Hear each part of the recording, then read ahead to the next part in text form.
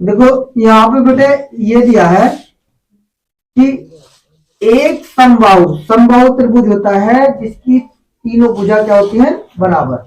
समबाहु त्रिभुज होता है जिसकी तीनों भुजा बराबर बराबर त्रिभुज में सिद्ध कीजिए कि एक भुजा के वर्ग एक भुजा के वर्ग और का तीन गुना मतलब 3 से गुणा एक भुजा के वर्ग और उससे 3 से गुणा इनके इसके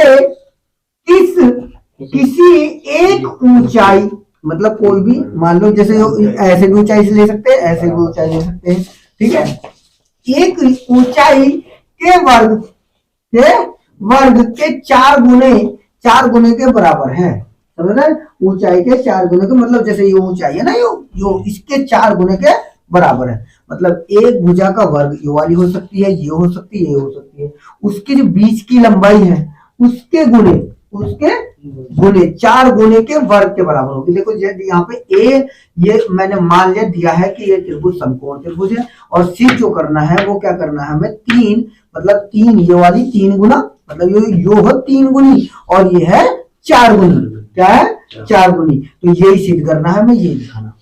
इसके लिए हमने क्या करा सबसे पहले इस वाली भुजा को एक भुजा जो सी ये वाली भुजा है ये मान लो ये वाली मान लो ये वाली मान लो या ये मान लो कोई सी भी मान लो इसको मान लिया मैंने 2a क्या मान लिया 2a तो यहाँ पे मैंने लिख दिया माना इसका नाम क्या है 2a। अच्छा इधर गुणा में तो ये 2 गुणा में तो क्या बचेगा तो a का मान निकल गया इसको डाल दिया मैंने समीकरण क्या डाल दिया समीकरण नहीं। इसके बाद वो यहाँ पे कह रहा है जो त्रिभुज ABC है वो समकोण क्या है समकोण। अब समकोण की कितनी तीनों भुजा क्या होती है बराबर होती है तीनों भुजा क्या होती है बराबर होती है तो ये वाली भुजा AB और ये भुजा तीनों भुजा बराबर है तो ये हमने यहाँ लिख लिया।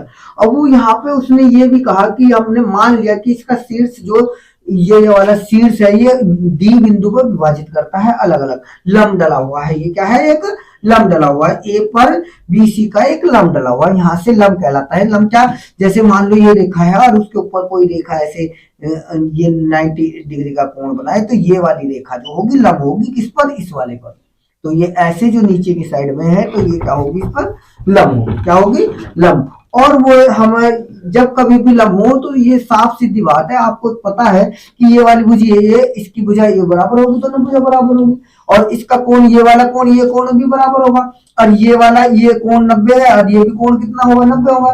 तो 2 कोण कल मैंने बताया था तो अगर दो भुजाएं और एक कोण बराबर हो तो वो किसका रूप रखता है समरूपता का रूप का हमारा रखता है। तो ये मैंने कल तुम्हें कंडीशन बताई थी ठीक है।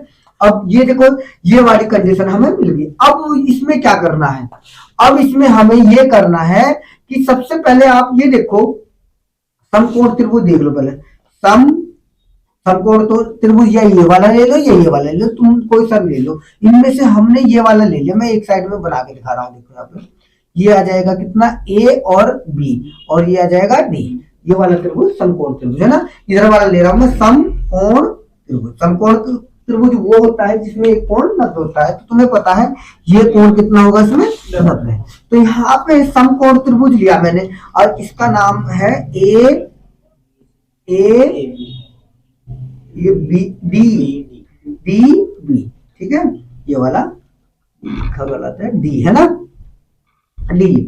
अब यहाँ पे देखो में इसमें समकोण त्रिभुज की क्या खासियत होती है कि सबसे बड़ी भुजा का वर्ग शेष 2 भुजाओं के वर्ग के योग के बराबर। तो यहाँ पे बड़ी तो यही दिखाई दे रही तो इसका वर्ग मतलब कर्ण का वर्ग और बराबर लंब के और आधार के बराबर होता है यही तो होता है। तो यहाँ पे आ जाएगा किसका ये आ जाएगा हमारा कितना AB स्क्वायर और ये आ जाएगा कितना AD स्क्वायर प्लस कितना आ जाएगा DB का वर्ग। कोई दिक्कत ठीक है। अब एक बात बताओ आपने यहाँ पे क्या माना ये क्या है A है क्या है A कौन सी है सुनो ध्यान से कि ये दोनों तो A है ये दोनों क्या है 2A तो ये कितनी होगी A और ये भी कितनी होगी A भाई डबल है ना दुगनी है तो A जब तो 2 है। अब इसमें हमें ये दिखाई दे रही है इसको हम लिख सकते हैं किसको D किसको DB बी भी क्या लिख सकते हैं, ए लिख सकते हैं, ए लिख सकते हैं ना। और इसको हम लिख सकते हैं पूरे को, इसको पूरे को हम क्या लिख सकते हैं, 2a का वर्ग। कोई दिक्कत। अब इसको बेटे यहाँ पे मुझे एडी का तो पता नहीं है, एडी क्या है, ए और डी का तो नहीं पता, ये तो गुना देखनी है। और इसका पता है मगर मैं इसने इसको लिख लिया ए और डी का वर्ग। इसको देखो ध्यान से, ये तो ए है बेटे, ये क्या है, ए की वैल्यू है क्या, यही तो, या तो ए स्क्वायर ही रख दो पहले, बाद में देखेंगे ना। अब देखो इसे 2 दूनी 4, तो ये आ जाएगा कितना, 4a स्क्वायर। कोई दिक्कत। यहाँ पे देखो a d a स्क्वायर। अच्छा ये क्या में लिखा है इधर, तो क्या में जाएगा, माइनस में, तो 4a square minus a square बराबर a d का वर्ग। घटाओगे कितना आएगा, 3a स्क्वायर, और ये आ जाएगा कितना, a कितना, a d का वर्ग। अच्छा एक बार बताओ, इसका a का मान आपने निकाला, भी निकाला ना मैंने, यहाँ मैंने बताया। तो इसका लिख सकता हूं मैं, यहाँ पे लिख दूंगा समीकरण 1 से, समीकरण 1 से। समीकरण 1 क्या है, समीकरण 1 है हमारी, ये आ जाएगा 3, a की वैल्यू कितनी है, ए बी बटे 2 का वर्ग, और ये आ जाएगा ए डी का वर्ग। कोई दिक्कत।